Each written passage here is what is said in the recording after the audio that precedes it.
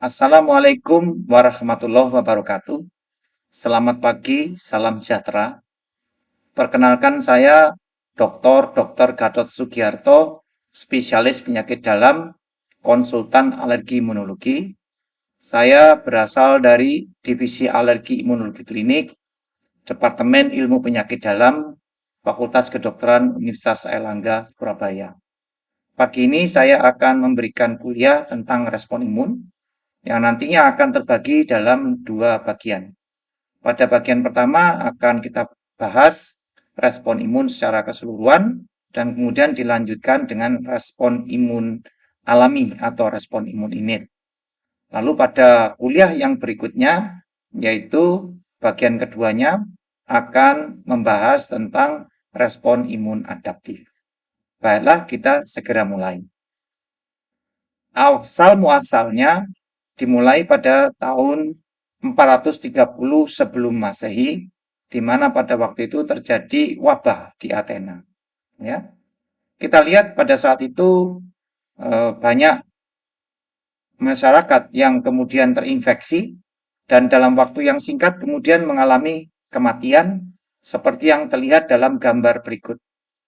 Di sana nampak ada anggota masyarakat yang sakit, bahkan ada yang tergeletak di tengah jalan, ya.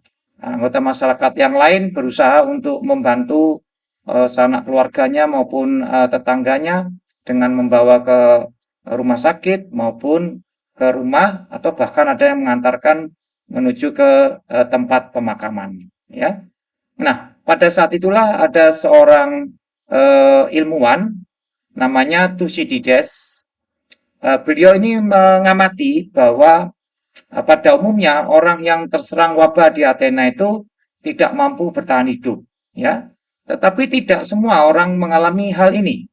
Ternyata ada juga sebagian kecil orang yang mampu bertahan dari wabah tersebut dan kemudian sembuh. Dan orang-orang ini justru dapat menolong atau merawat penderita lain tanpa tertular penyakit. Nah, kondisi inilah yang dalam bahasa Latin ya disebut sebagai imunis. Ya, seperti yang dilihat dalam gambar ini, mereka yang sembuh itu ternyata kemudian bisa menolong anggota masyarakat lainnya yang sakit ataupun yang sudah meninggal tanpa tertular kembali oleh penyakit yang sama. Ya, jadi kondisi itu disebut sebagai imunis yang diterjemahkan sebagai kebal. Ya, dan dengan demikian itulah untuk pertama kali kita mengenal istilah imun. Ya, dan kita melihat bahwa immunity artinya adalah kekebalan. Lalu zat asing yang menyebabkan penyakit akan merangsang terbentuknya zat yang dibentuk oleh tubuh untuk melawan penyakit. Ya. Kalau zat asing itu tadinya dianggap disebabkan oleh racun atau toksin, maka kemudian zat yang dibentuk oleh tubuh untuk melawan penyakit disebut sebagai antitoksin. Nah, kemudian kalau kita sekarang mengenal bahwa zat yang menyebabkan penyakit itu disebut sebagai antigen, maka zat yang dibentuk oleh tubuh untuk melawan antigen disebut sebagai antibodi. Ya, inilah yang kemudian berkembang sampai sekarang. Pada wabah di Athena itu kita mengenal bahwa semula orang menganggap penyebab wabah itu adalah tikus ini yang menyebabkan wabah yang kita sebut sebagai pes, ya. Tetapi dengan berkembangnya ilmu pengetahuan kita tahu bahwa sebenarnya bukan tikus ini yang menyebabkan. Dia hanya merupakan vektor atau pembawa, ya. Penyebabnya ternyata dibawa oleh vektor yang lain yaitu pinjal atau flea ini, ya. Dan ternyata penyebab sebenarnya dari wabah pes itu adalah kuman yang dibawa oleh pinjal ini yang kita sebut sebagai waktu itu disebut sebagai Pasteurella pestis dan saat ini disebut sebagai Yersinia pestis, ya. Jadi kalau kita bicara mengenai kekebalan tubuh, maka kekebalan tubuh itu disebut sebagai suatu sistem. Disebut sebagai sistem karena merupakan kumpulan dari organ, jaringan, dan sel-sel, termasuk diantaranya adalah mediator-mediator biologis yang berfungsi untuk melindungi tubuh dari berbagai macam pengaruh atau ancaman biologis dari luar agar tubuh itu tetap berfungsi secara normal. Ya. Nah, untuk itu sistem imun harus dapat membedakan adanya pengaruh biologis dari luar, misalnya mikroba, patogen, atau zat-zat kimia, atau serangan fisik, dan kemudian untuk itu diajukan berbagai macam hipotesis. Hipotesis yang pertama kali diajukan adalah hipotesis self dan non-self. Artinya, respon imun harus bisa mengenali self dan harus bisa membedakan antara self dan non-self. Ya, tetapi hipotesis ini kemudian mendapatkan tantangan atau kritikan karena fakta bahwa kita juga bisa menerima makanan. Padahal makanan itu adalah sesuatu yang berasal dari luar sel kita, bukan sel kita, non-self. Tetapi sistem imun kita pada sebagian besar orang yang normal itu tidak memicu respon imun terhadap makanan yang kita konsumsi sehari-hari. Padahal dia merupakan bahan asing, ya. Nah, oleh karena itu kemudian hipotesis self dan non-self ditinggalkan dan digantikan dengan hipotesis baru, yaitu hipotesis infectious non-self. Hipotesis ini menyatakan bahwa kalau itu berupa infeksi, ya, bahan-bahan yang non-self dan berupa infeksi, barulah respon imun memberikan perlawanan, ya. Dan hipotesis ini juga masih dibantah atau ditentang karena ada fakta bahwa di bagian-bagian tubuh kita, misalnya di saluran pencernaan, itu terdapat mikroba-mikroba. Mikroba tentu saja adalah sesuatu yang berasal dari non-self dan bersifat infeksius karena menginfeksi tubuh kita, ya. Namun infeksinya ternyata tidak menyebabkan gejala apa-apa dan akhirnya respon imun itu menganggap mikroba itu menjadi mikroba yang komensal. Jadi dengan demikian hipotesis infectious non-self pun juga akhirnya ditinggalkan dan digantikan dengan hipotesis baru, yaitu hipotesis danger model. Dalam hipotesis ini disebutkan bahwa sistem imun harus dapat mentolerir antigen dari diri sendiri dan pada saat yang bersamaan harus mampu menanggulangi antigen-antigen asing yang mengancam atau membahayakan tubuh. Ya, danger model itu artinya sesuatu yang berasal dari luar dan membahayakan tubuh. Ya, dan kita kalau berbicara tentang sistem kekebalan tubuh, kita mungkin akan lebih mudah mengandalkan analogi. Ya, alih-alih menganggap respon imun atau sistem imun itu adalah sesuatu yang sulit dipelajari, maka kita akan lebih mudah mempelajarinya kalau membuat analogi. Sudah sejak dahulu kita mengenal bahwa sel darah putih kita itu seringkali diibaratkan sebagai tentara atau serdadu. Jadi alih-alih menganggap sel imun ini adalah sebagai sesuatu yang sulit dipelajari, maka tentu akan lebih mudah kalau kita membayangkan sel imun ini sebagai wajah seorang serdadu seperti ini, ya. Dan memang antara sistem pertahanan negara dengan sistem pertahanan tubuh itu ada banyak analoginya. Sistem pertahanan negara terdiri dari angkatan udara, angkatan laut, angkatan darat dengan tugas masing-masing. Sistem pertahanan tubuh juga terdiri dari beberapa sel yang memiliki fungsi yang berbeda. Misalnya limfosit B yang menghasilkan antibodi, sel-sel fagosit yang bisa mencaplok antigen, sel-sel yang menghasilkan mediator seperti eosinofil maupun basofil, ya. Jadi komponennya juga memiliki analogi. Jadi sistem pertahanan negara misalnya terdiri dari Siskamling, Hansip, Babinsa, kemudian ada Polri dan ketiga angkatan. Di dalam sistem pertahanan tubuh kita mengenal adanya lapisan yang pertama yaitu imunitas alami dan kemudian ada imunitas didapat atau adaptif yang bersifat spesifik. Dalam hal komunikasi, sistem pertahanan negara menggunakan radio, telepon, satelit, dan tentu saja menggunakan antena atau parabola untuk menangkap sinyal-sinyalnya. Maka sistem pertahanan tubuh juga menggunakan sitokin, kemokin untuk berinteraksi satu sama lain dan tentu saja membutuhkan reseptor spesifik untuk sitokin maupun kemokin tersebut. Ya, musuhnya sama. Kalau sistem pertahanan negara ada musuh dari luar dan musuh dari dalam, ya, maka sistem pertahanan tubuh juga mengenal musuh dari luar antara lain bakteri, parasit, virus, dan jamur, dan musuh dari dalam adalah sel-sel yang mengalami mutasi ataupun sel yang berkembang menjadi sel kanker. Dan ini adalah 3 lapis pertahanan tubuh yang kita miliki.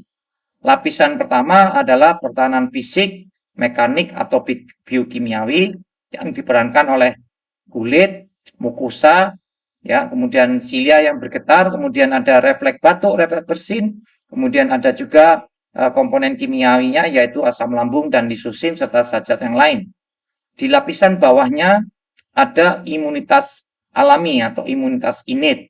Ya, disebut juga sebagai imunitas bawaan yang sifatnya non-spesifik dan dibagi menjadi 2 komponen, yaitu komponen seluler terdiri dari sel makrofag, neutrofil, basofil, sel mast, eosinofil, natural killer cell, kemudian sel dendritik, dan komponen yang terlarut, ya, atau komponen humoral yaitu sitokin, kemokin, protein fase akut, dan komplement. Ya.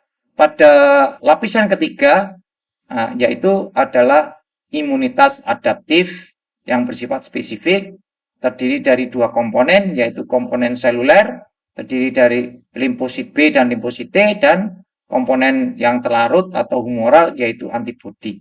Ya. Ini adalah pertahanan lapis pertama, baik yang di kulit, di saluran pencernaan, maupun di saluran pernapasan. Ya. Komponennya ada 3, secara mekanis, secara kimiawi, maupun adanya komponen mikrobiologis yang terdiri dari mikrobiota normal. Ya, semua komponen itu berfungsi sedemikian rupa untuk menahan masuknya kuman dari luar ke dalam tubuh kita. Ya, ini adalah contohnya mulai dari rongga mulut, misalnya kita mengenal adanya lisosim, ada flora komensal, di kulit kita ada mengenal adanya lisosim, kemudian asam-asam lemak, selain juga flora komensal. Di saluran genitourinary didapatkan urina yang bersifat sebagai asam, selain itu juga ada flora normal. Di saluran pencernaan kita mengenal adanya asam lambung yang bersifat sebagai asam, kemudian ada enzim-enzim pencernaan di lambung, kemudian di usus ada antimikrobial peptides, dan selain itu juga ada flora-flora komensal. Ya, demikian ini adalah lapisan pertahanan pertama. Kita lihat tadi ada beberapa yang disebut sebagai antimikrobial peptides. Apa itu antimikrobial peptides? Antimikrobial peptides adalah suatu oligopeptida yang disintesis oleh tubuh sebagai pertahanan terhadap mikroba. Dan ini nanti dapat menghambat biosintesis dinding sel, asam nukleat, dan protein mikroba. Kemudian juga dia merupakan faktor kemostaksis untuk mengarahkan migrasi leukosit ke lokasi infeksi atau inflamasi, dan mampu mengikat dan menetralkan lipopolisakarida, merangsang angiogenesis dan penyembuhan luka, serta memiliki aktivitas antitumor. Beberapa contohnya antara lain adalah human alpha dan beta defensin, lecticidin, katalisidin, serta lisosim. Ini adalah interaksi antara antimikrobial peptides dengan membran dari mikroba. Jadi melalui berbagai macam mekanisme bisa terbentuk pori-pori maupun kerusakan pada dinding sel yang akhirnya menghasilkan apoptosis maupun nekrosis dari sel mikroba. Jadi inilah mekanisme dari peptida antimikrobial. Dia bisa secara langsung membunuh sel mikroba melalui interaksi elektrostatik yang menyebabkan kerusakan pada dinding sel dan akhirnya menyebabkan lisis bakteri. Di sisi lain, peptida antimikrobial juga bisa memodulasi imunitas pejamu melalui interaksinya dengan sel-sel imun, yaitu neutrofil, monosit, limfosit T, dendritic cells, melalui sejumlah toll-like reseptor, ya, seperti yang nampak pada gambar, sehingga akhirnya sistem imun innate juga maupun adaptif juga diaktifkan. Jadi demikianlah Setelah lapisan pertahanan pertama, kita nanti akan masuk membahas lapisan pertahanan kedua dan ketiga, yaitu innate immunity atau imunitas alami dan adaptive immunity.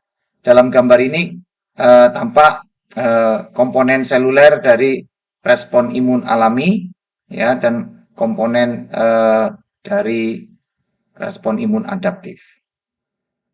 Semua sel-sel tersebut sebenarnya berasal dari sel punca atau stem cell yang kemudian berdiferensiasi lebih lanjut menjadi progenitor untuk masing-masing galur, sehingga pada akhirnya nanti akan menghasilkan sel darah merah, kemudian beberapa jenis granulosit seperti basofil, eosinofil, neutrofil, dan limfosit ya. Kemudian platelet merupakan pecahan dari megakariosit yang memiliki galur tersendiri. Berikutnya kita akan bahas komponen dalam imun kita, yaitu imunitas bawaan atau respon imun bawaan. Seperti yang sudah kita bahas sebelumnya, terdiri dari komponen seluler dan komponen soluble atau humoral. Dan berikutnya adalah imunitas adaptif atau respon imun adaptif yang juga terdiri dari komponen seluler maupun komponen humoral. Nah, pada imunitas alami, kita mengenal adanya sel neutrofil yang berfungsi sebagai sel fagosit. Targetnya tentu saja adalah patogen ekstraseluler dan fungsinya dia adalah melakukan fagositosis dan bacterial killing.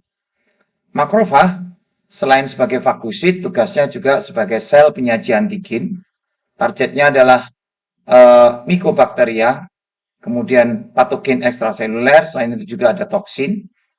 Fungsinya adalah melakukan fagositosis, bacterial killing seperti halnya sel neutrofil, tapi dia juga memiliki kemampuan sebagai scavenger dan sebagai sel penyaji antigen.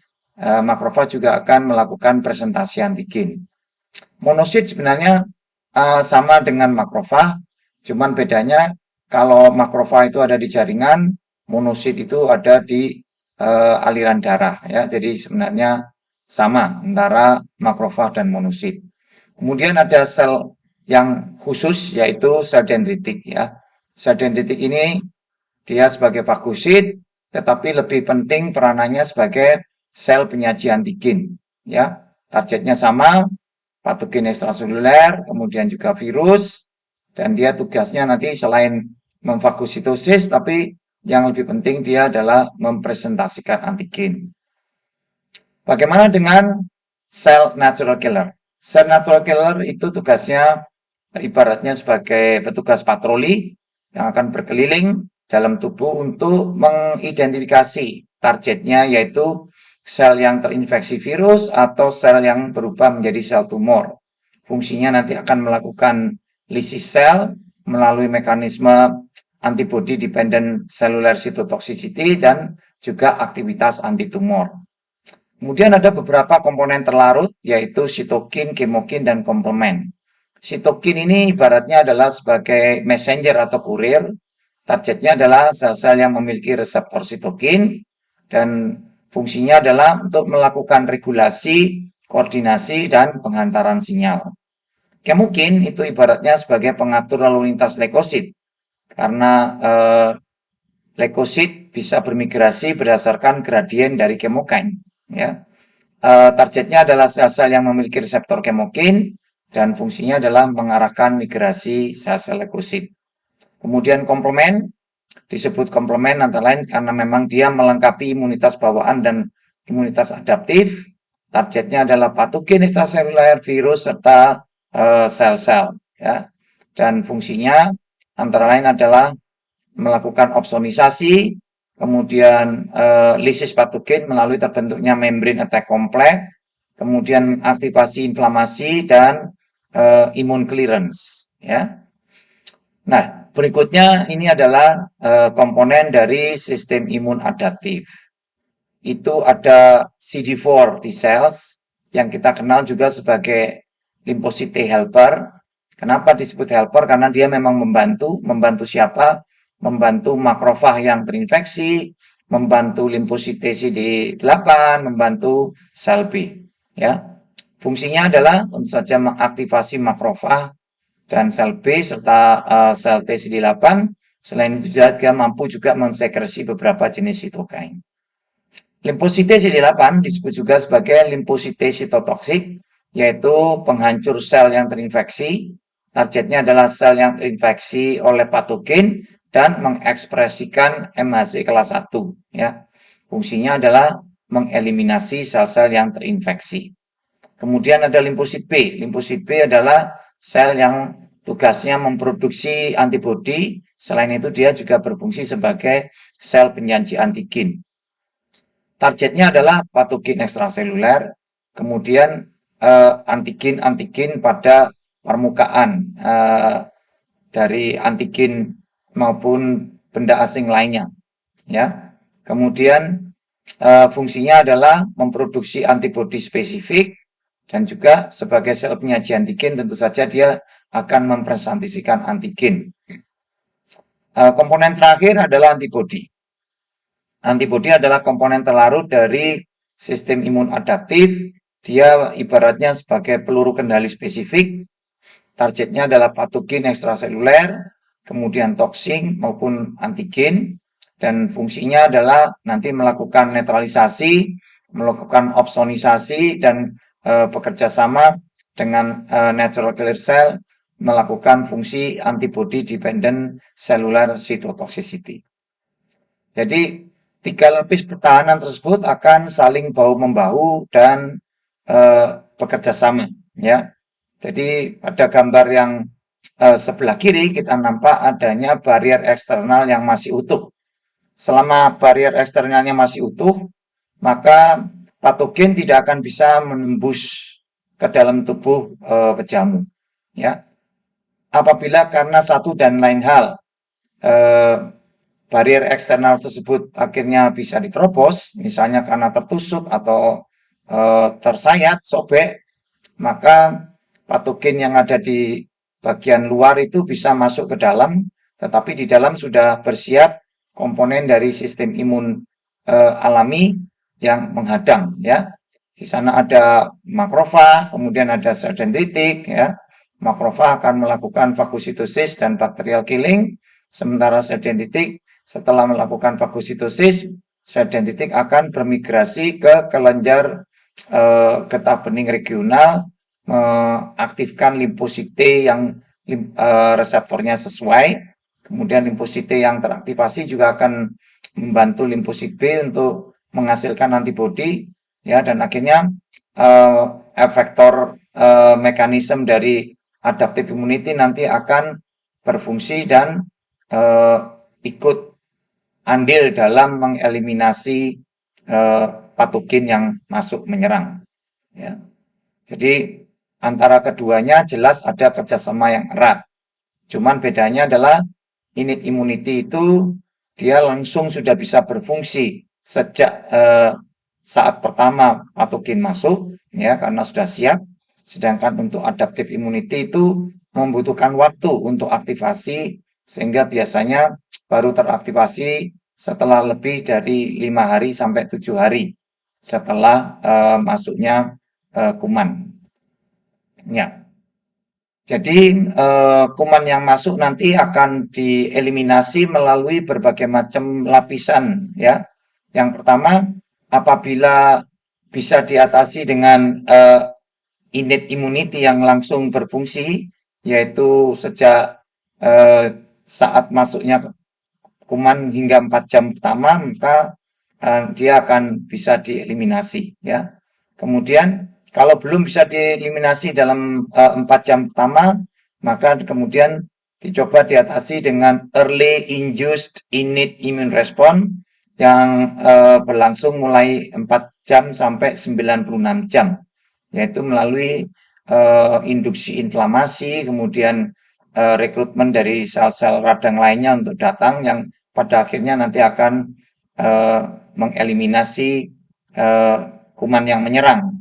Tetapi apabila itu juga tidak cukup, tidak bisa mengeliminasi kuman yang menyerang, maka akan dihadapi oleh respon imun adaptif, ya, di mana setelah terjadi aktivasi sistem imun innate, kemudian sel dendritik akan bermigrasi ke kelenjar getah bening regional dan akhirnya menginformasikan adanya invasi kuman kepada limfosit T, kemudian limfosit T yang aktif membantu limfosit B, sehingga akhirnya terjadilah ekspansi klonal dan diferensiasi komponen-komponen sistem imun adaptif menjadi sel efektor dan akhirnya mengeliminasi kuman yang masuk. Tentu saja ini membutuhkan waktu lama sehingga umumnya bisa diselesaikan lebih dari 96 jam. Ya.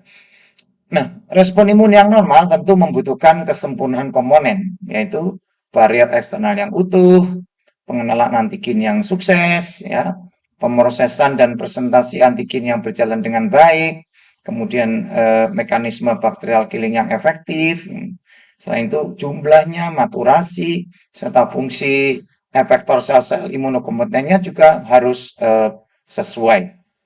Produksi antibodi, sitokin, kemokin, molekul adesi, komplement, dan lain-lain juga tidak boleh terganggu, dan yang penting lagi adalah regulasi respon imunnya terkendali dengan baik. Ya, nah, kita sekarang akan mulai membahas respon imun alami atau respon imun bawaan. Respon imun bawaan nanti akan kita bahas ciri-cirinya, kemudian apa saja komponennya, bagaimana respon imun bawaan atau respon imun alami akan mengenali antigen, dan bagaimana mekanisme efektornya. Ini adalah ciri-ciri respon imun alami, ya. Pertahanan tubuhnya sudah tersedia dan bisa bereaksi secara langsung dengan cepat, ya. Secara filogenetik, respon imun alami ini terbentuk lebih awal. Dia ini tidak memiliki memori dan bersifat tidak spesifik, ya. Karena itu kadang-kadang dapat juga menyebabkan kerusakan pada jaringan-jaringan yang normal. Nah, apa saja komponennya? Komponennya adalah komponen seluler yang terdiri dari sel fagosit, yaitu monosit, makrofag, dan neutrofil. Kemudian ada sel-sel yang mengeluarkan mediator, contohnya adalah basofil, sel emas, dan eosinofil, serta natural killer cell. Ya.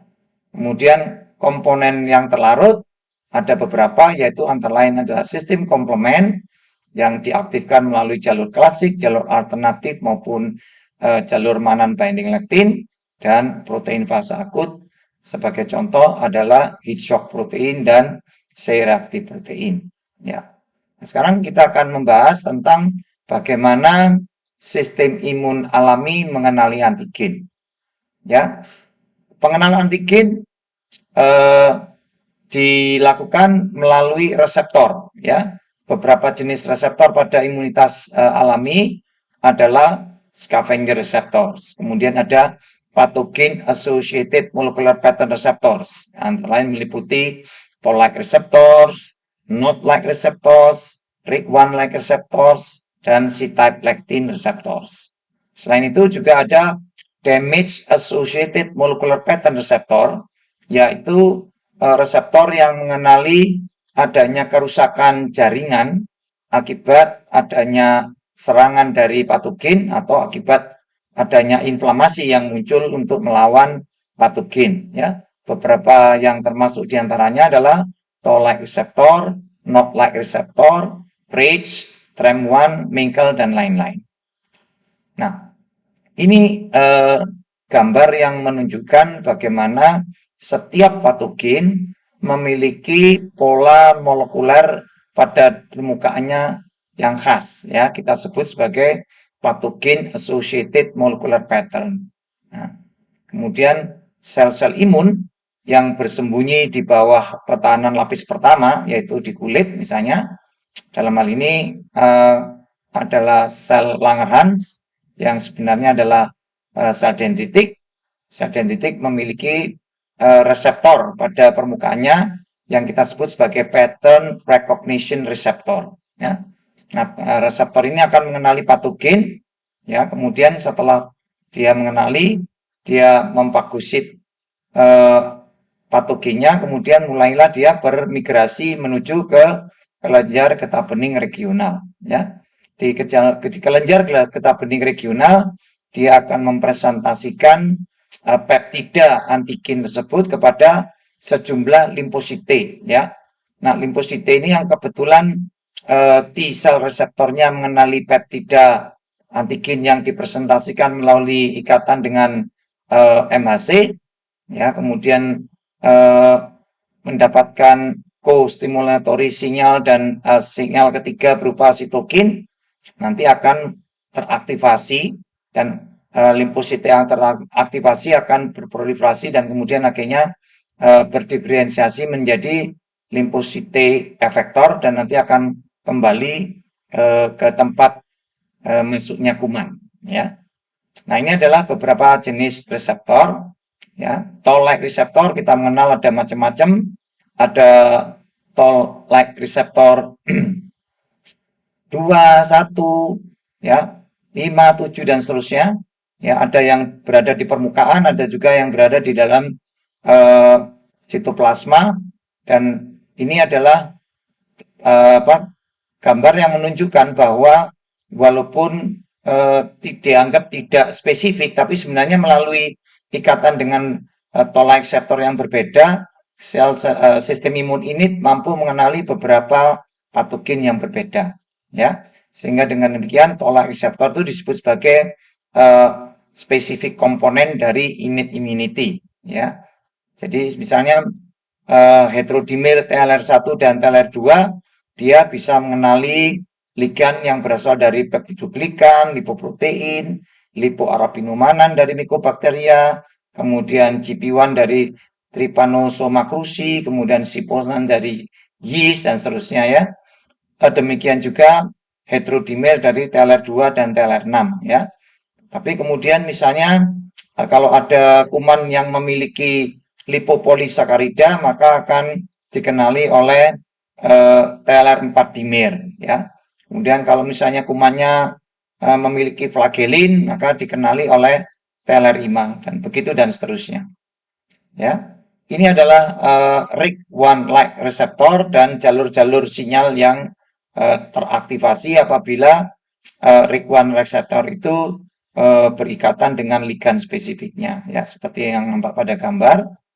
Kemudian ini adalah not-like reseptor, ya, yang juga menggambarkan jalur-jalur sinyal yang teraktivasi apabila not-like reseptor ini berikatan dengan ligan spesifiknya. Kita lihat ada berbagai macam ligan dan semuanya akan mampu mengaktifkan produksi pro-inflammatory cytokine. Ini adalah DAM reseptor, ya, damage associated molecular pattern, yang kita sebut antara lain adalah RAGE, ya, kemudian ada TREM1, ada MINKLE, ya, itu juga sama melalui berbagai jalur pensinyalan dia akan merangsang respon antara lain terbentuknya sitokin-sitokin proinflamasi. Jadi baik ikatan melalui RIC-like reseptor maupun not-like reseptor seperti pada gambar itu terhubung melalui beberapa jalur sinyal yang pada akhirnya akan memicu respon imun alami, yaitu terbentuknya sitokin-sitokin proinflamasi dan interferon type 1, ya. Oke. Nah, bagaimana kemudian sel-sel imun innate itu mempresentasikan antigennya, ya. Jadi kita tahu bahwa komponen dari sistem imun alami adalah bertindak sebagai sel penyaji antigen, misalnya makrofag, kemudian sel dendritik, ya. Kita gambarkan ini adalah sel makrofag.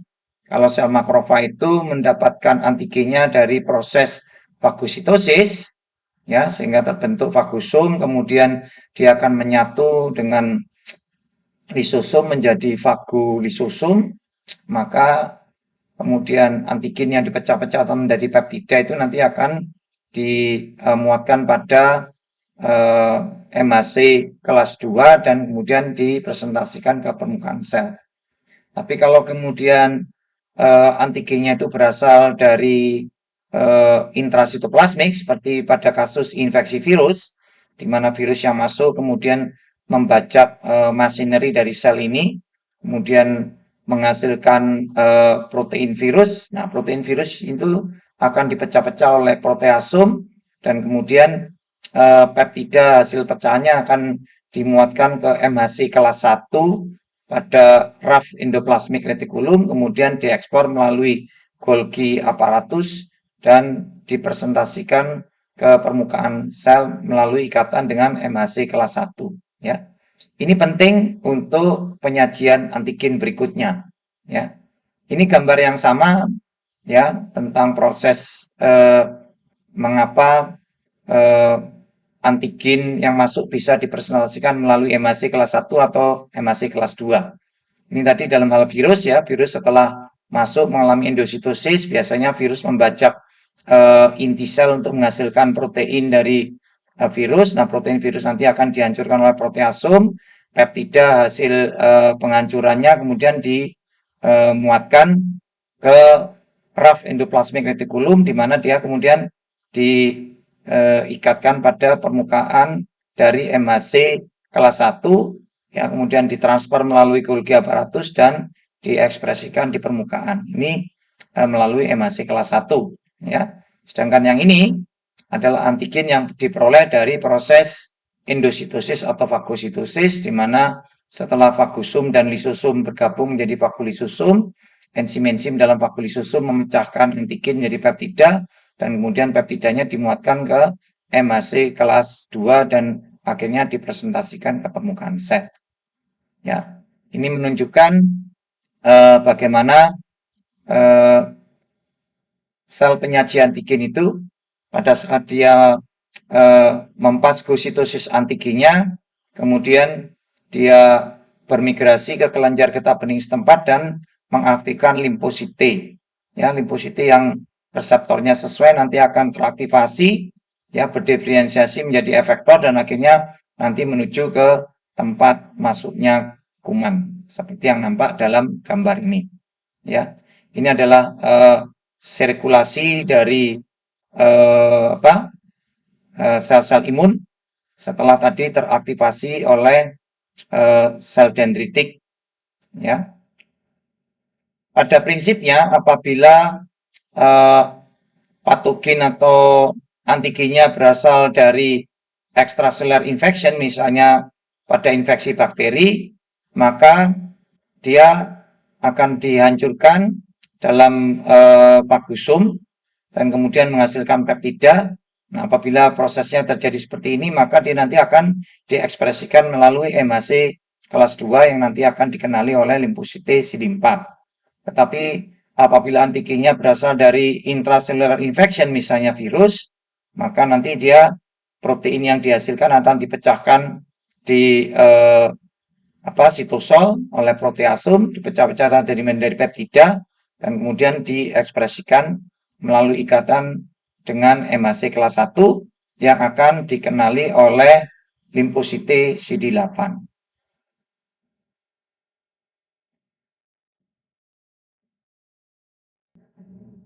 Nah, mengapa sel dendritik disebut sebagai sel penyaji antigen profesional?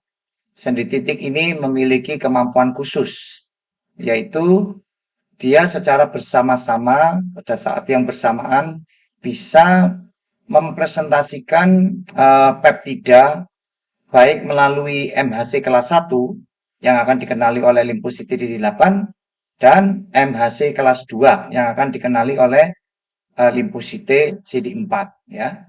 Dan kemampuan sel dendritik untuk secara bersama-sama mempresentasikan antigen kepada limfosite CD4 dan CD8 ini disebut sebagai cross presentation, ya. Hal ini dimungkinkan karena mekanisme sebagai berikut, sehingga walaupun nanti dia itu masuknya melalui endositosis, seperti dalam panel yang sebelah kanan, kemudian peptidanya dihancurkan. Nah, ini kemudian bisa ditransfer seolah-olah menjadi antigen sitosolik, ya. Sehingga walaupun dia secara normal mengikuti jalur presentasi untuk diekspresikan melalui ikatan dengan MHC kelas 2, tapi pada saat yang sama dia kemudian juga bisa mengikuti jalur presentasi untuk diikatkan dengan MHC kelas 1. Sebaliknya, kalau dia itu berasal dari protein intrasitoplasmik, berasal dari masuknya virus misalnya, ini sama, ya. Endoplasmic reticulumnya itu mampu kemudian mentransfer juga antigen yang ada di dalamnya ke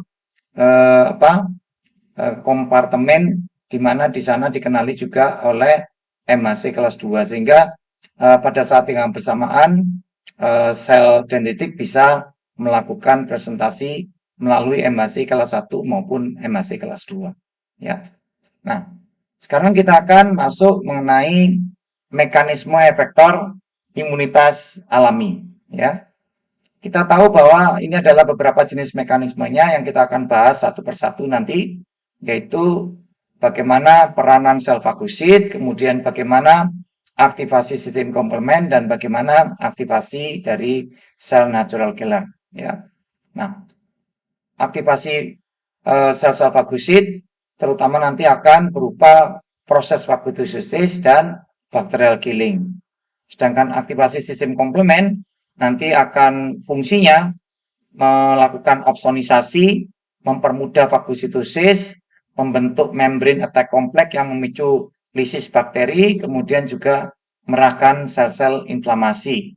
Sedangkan aktivasi natural killer cell nanti akan mengeliminasi sel-sel yang berubah, yaitu sel-sel yang terinfeksi virus atau sel-sel yang bertransformasi menjadi sel ganas, ya. Nah, ini adalah bagaimana proses fagositosis itu berlangsung. Apabila ada suatu jaringan tertentu yang terinfeksi oleh mikroba, maka jaringan yang terinfeksi nanti akan mengirimkan sinyal tanda bahaya, ya, yang akan diekspresikan di permukaan endotel dari pembuluh darah yang setempat, ya. Sehingga pada saat itu apabila ada sel-sel imun yang lewat di pembuluh darahnya, misalnya sel-sel neutrofil, dia akan mengenali tanda bahaya tersebut, ya, melalui molekul adhesi yang ada di permukaannya. Kemudian dia melakukan adhesion diapedesis, kemudian berjalan mengikuti gradien chemokine menuju ke tempat invasi patogen dan kemudian melakukan fagositosis, ya, semacam ini. Lalu apa yang terjadi kalau sudah di fagositosis, ya, sama ini, dia masuk di fagositosis, terbentuklah fagosum, kemudian fagosum menyatu dengan lisosum, terbentuklah fagolisosum, sehingga enzim-enzim yang ada di dalam lisosum bisa menghancurkan patogen yang di endositosis dan kemudian dipecah-pecah menjadi peptida, ya. Kemudian terbentuklah bahan-bahan sisa yang tidak bisa dicerna dan bahan-bahan sisa itu akhirnya dibuang keluar sel untuk dibersihkan oleh sel-sel imun yang lain, ya. Nah, berikutnya adalah bagaimana aktivasi sistem komplement, ya. Sistem komplement itu mencakup lebih dari 30 protein serum diproduksi di hati dan sel fagosit. Dia diaktifasi melalui 3 jalur berbeda, yaitu nanti kita akan lihat bagaimana jalurnya. Fungsi utama dari sistem komplement adalah opsonisasi mikroba sehingga meningkatkan atau memudahkan fagositosis, memulai respon inflamasi, kemudian melakukan fungsi bakteriolisis dan netralisasi virus, ya, melalui terbentuknya membran attack complex, kemudian juga membersihkan kompleks imun, ya. Ini adalah mekanisme aktivasi sistem komplement melalui 3 jalur, yaitu jalur klasik, jalur alternatif, dan jalur manusia banding lektin. Jalur klasik diaktifkan oleh adanya kompleks antigen antibodi, sedangkan jalur alternatif dipicu oleh permukaan patogen yang dikenali, ya. Kemudian manusia banding lektin itu diaktifasi oleh ikatan lektin pada permukaan patogen, ya, apabila dinding sel patogennya mengandung lektin.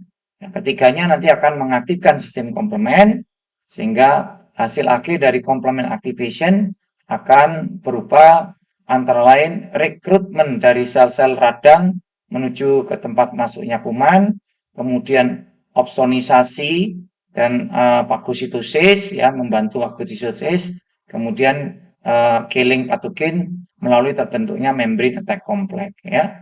Jadi ini adalah proses opsonisasi dan fagositosis. Ini bakterinya misalnya, kemudian kalau dia sudah diopsonisasi maka permukaannya akan diliputi oleh berbagai macam komponen dari komplement, misalnya ini adalah C3B yang menempel di permukaan dari dinding bakterinya. Nah, dengan adanya komplement ini, maka bakteri ini menjadi mudah ditangkap oleh sel fagosit karena sel fagosit memiliki reseptor spesifik untuk komponen komplement C3B yaitu CR1, ya. Selain itu kita lihat di sini ada antibodi yang juga berfungsi sebagai opsonin. Ya, ini juga mempermudah fagositosis karena sel fagosit memiliki Fc reseptor. Misalnya ini untuk imunoglobulin G, maka ini adalah Fc gamma reseptor, ya. Nah, itu semua memudahkan sel fagosit menangkap kumannya dan kemudian melakukan fagositosis, ya. Ini adalah pembentukan membrane attack complex, ya. Komponen dari komplement itu nanti akan membentuk struktur yang disebut sebagai membrane attack complex berupa pori-pori pada dinding sel patogen, sehingga dalam gambar ini nampak kalau dari samping seperti ini gambarnya, kalau dari atas kelihatan seperti lubang-lubang ini. Dan dengan begitu, maka cairan-cairan ekstraseluler kita bisa masuk ke dalam sel patogen dan menyebabkan sel patogennya menggelembung dan akhirnya pecah, ya. Dengan begitu pecah dan lisis. Gambar ini menunjukkan ini patogen yang masih dalam keadaan intak, dalam keadaan hidup, dan ini adalah yang sudah lisis karena sudah pecah. Apa namanya? Komplement juga berfungsi untuk membersihkan imun kompleks, ya.